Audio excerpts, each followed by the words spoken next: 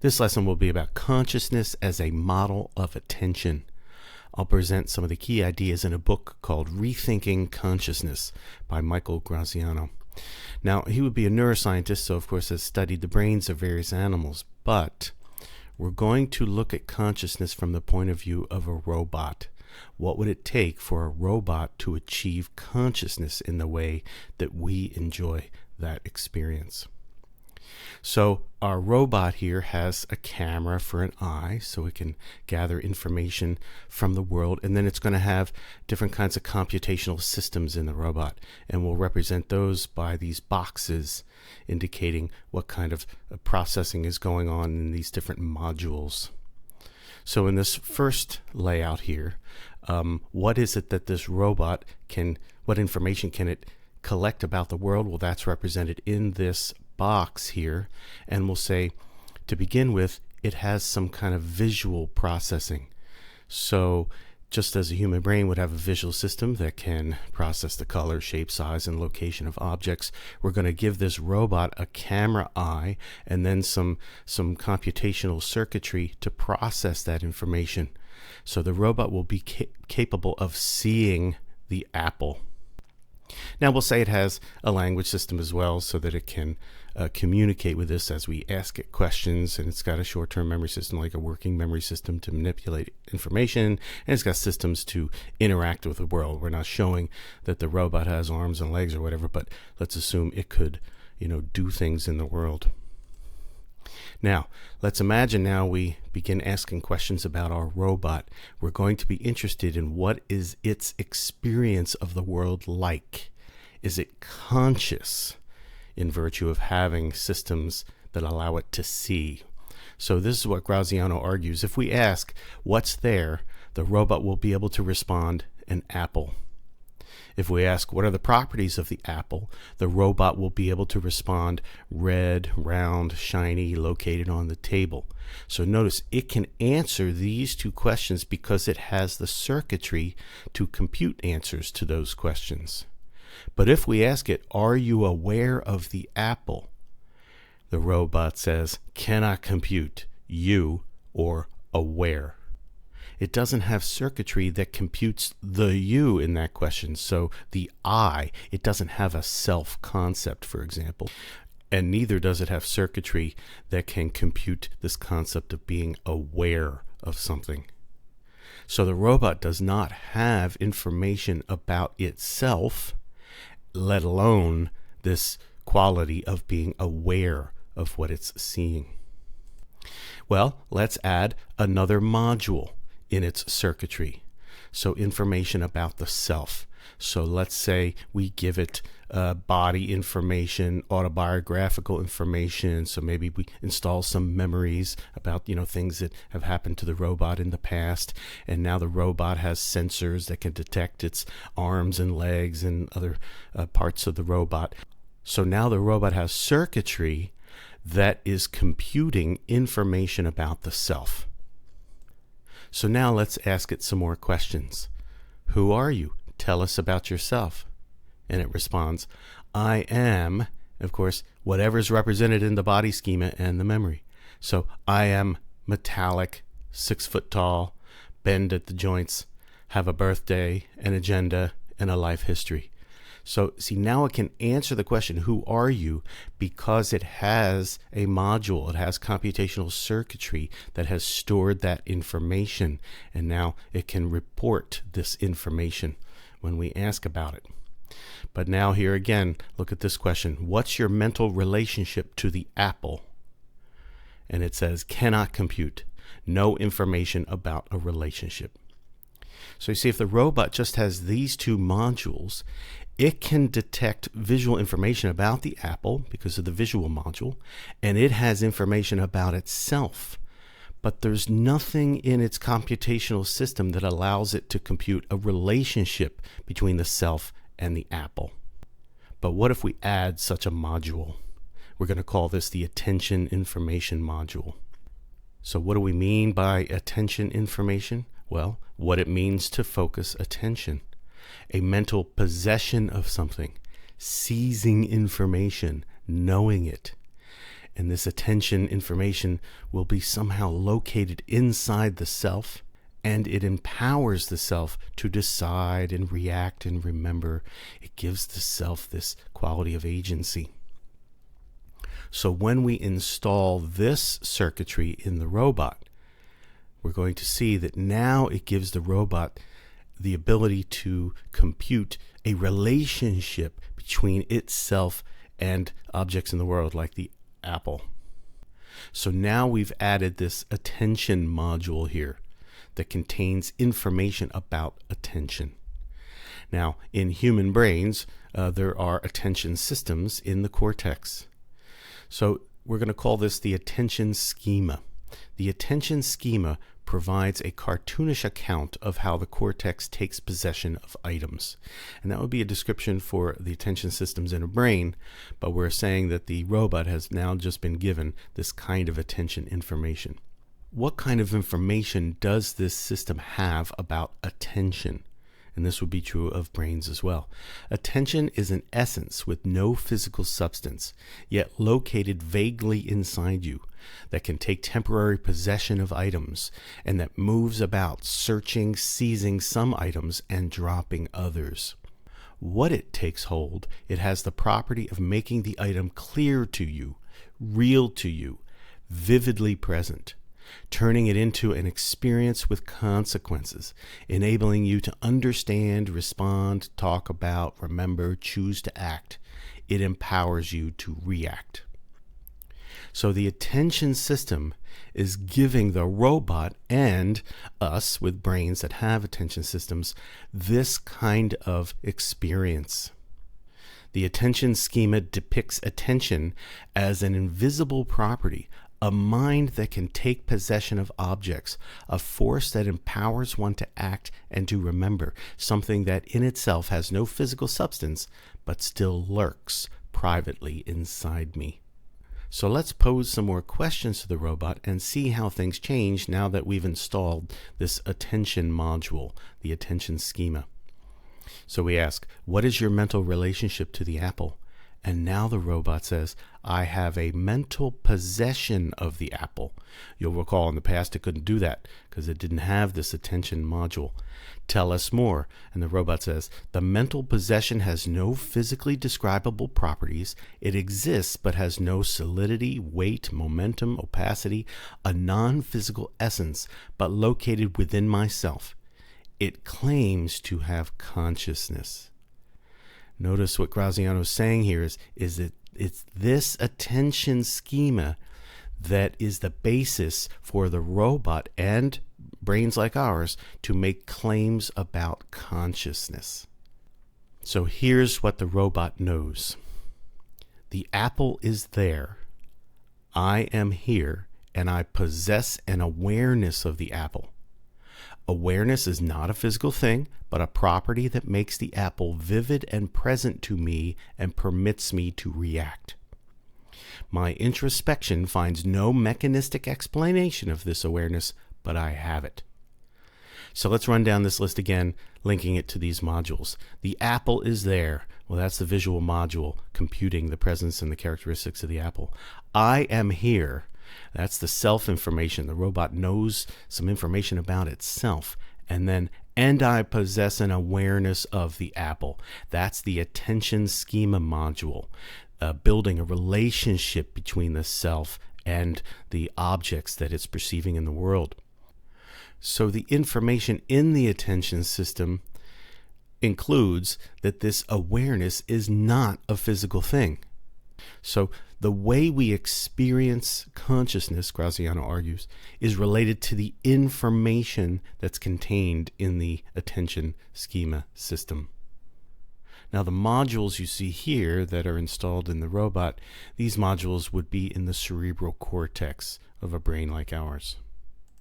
So now let's bring brains back into the picture. The job of the cerebral cortex is to sift a vast amount of information and winnow it down to a small subset. It is an attention machine by creating elimination rounds of competition. Attention serves to bias this competition, favoring some information streams over others. All right, so here we have the cerebral cortex, and here's the front part of the brain, and some of the attention circuitry in human brains is located in the frontal cortex, so we'll just kind of situate it there. But in the back part of the brain, of course, we have three of the major sensory regions: vision, touch, hearing. And the idea is, as we're going about our business during the day, our brain is processing what we see, what we feel in the skin, and what we're hearing. Well, these systems are going to be in competition for our awareness. So what the attention systems can do is to influence the winners of the competition. For example, perhaps the attention system biases us towards visual information. So now the visual information will have preferential access to the working memory system and will become more conscious of what we're seeing rather than hearing. The increasingly selected information becomes more deeply processed and more likely to impact behavior. Finally, one packet of information captures the focus of processing, achieving fame in the brain. So here we see the winner was the visual processing. So now visual information has preferential access to the working memory systems, and we become consciously aware of what we're seeing, less consciously aware of what we're hearing or feeling. And this is the effect of the attention systems. You'll recall previously, a moment ago, there was competition. All of these cortical regions were sort of battling it out to be the one that feeds the information to the working memory system.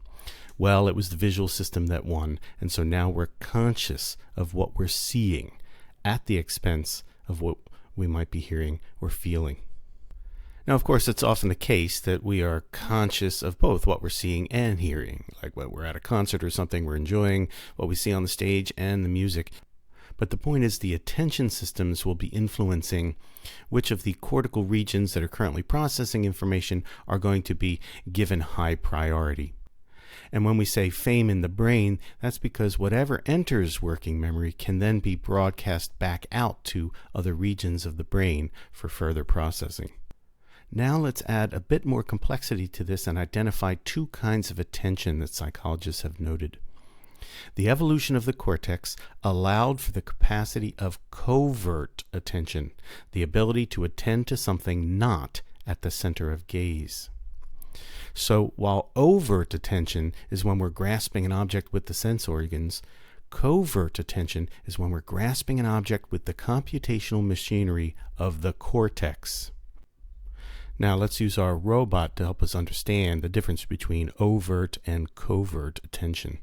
Notice the robot's camera, its eyes are pointing in this direction. Now, there's nothing there.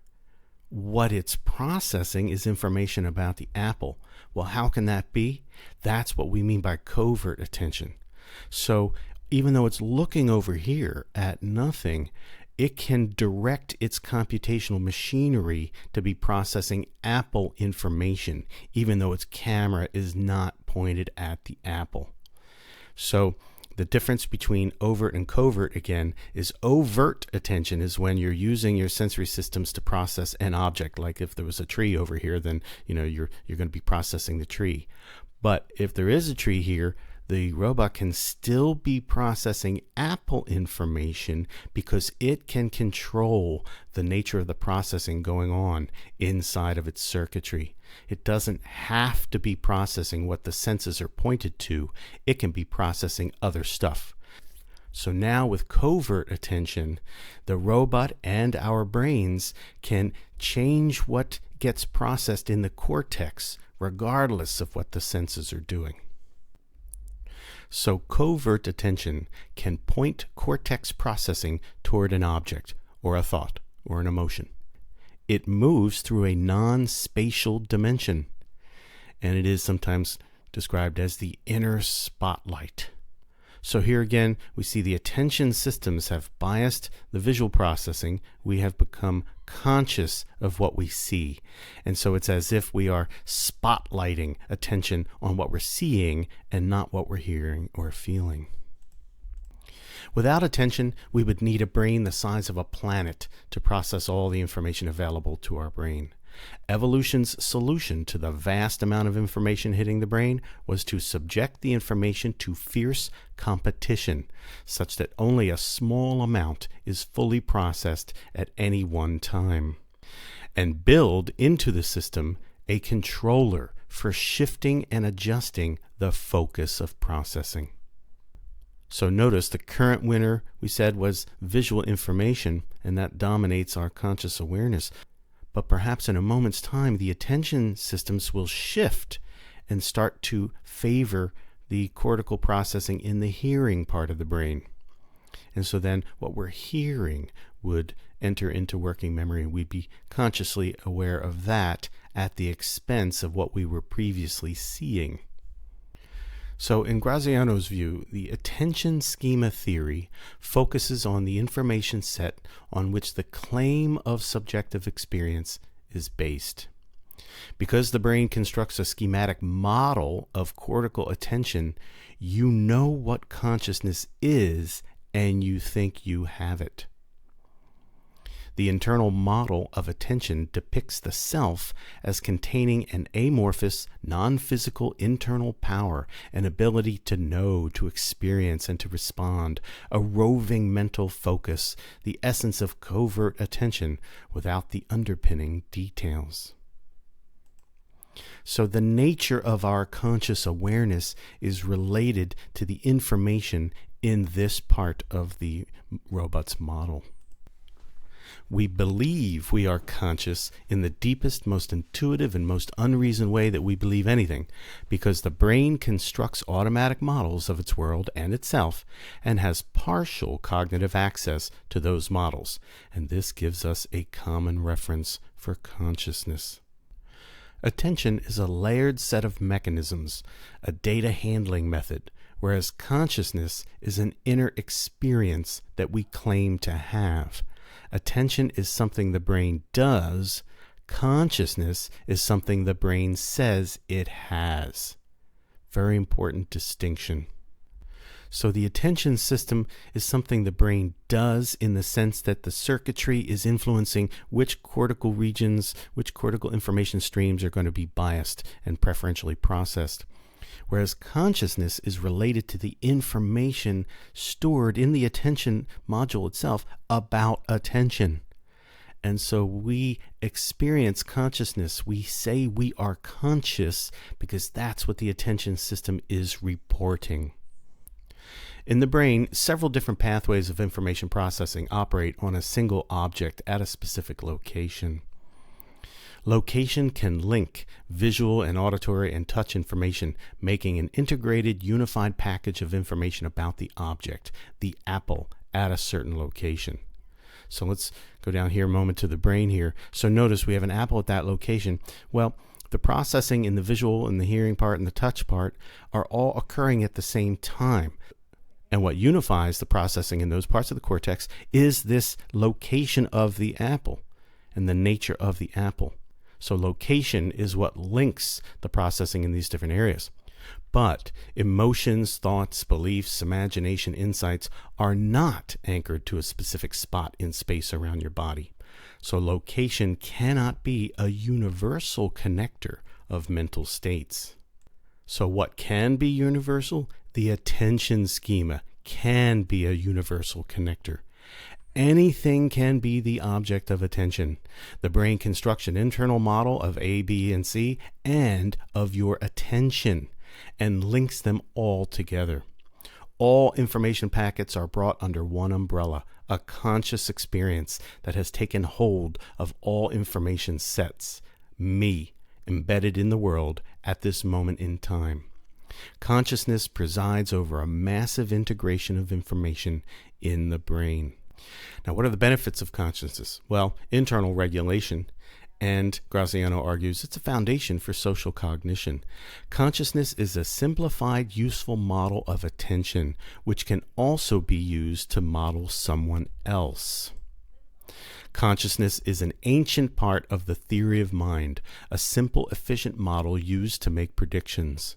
For example, right now, that person's consciousness has taken hold of the apple with many possible consequences.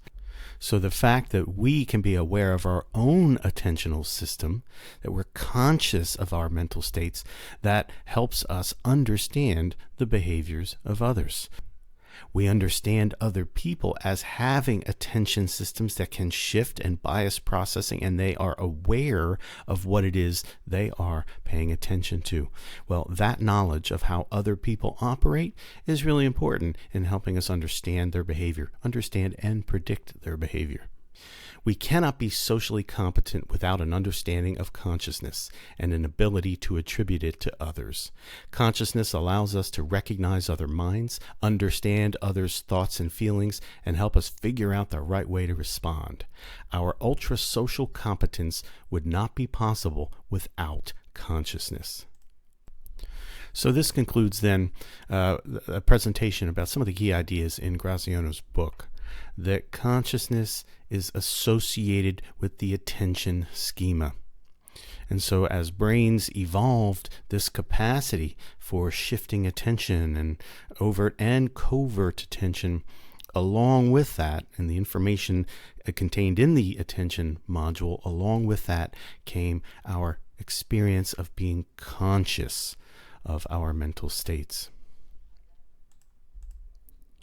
And I'm just going to end with this slide here. This is Graziano's recipe for how to build a conscious machine. I'm not going to go through this, but you can pause it here and read the information if you like.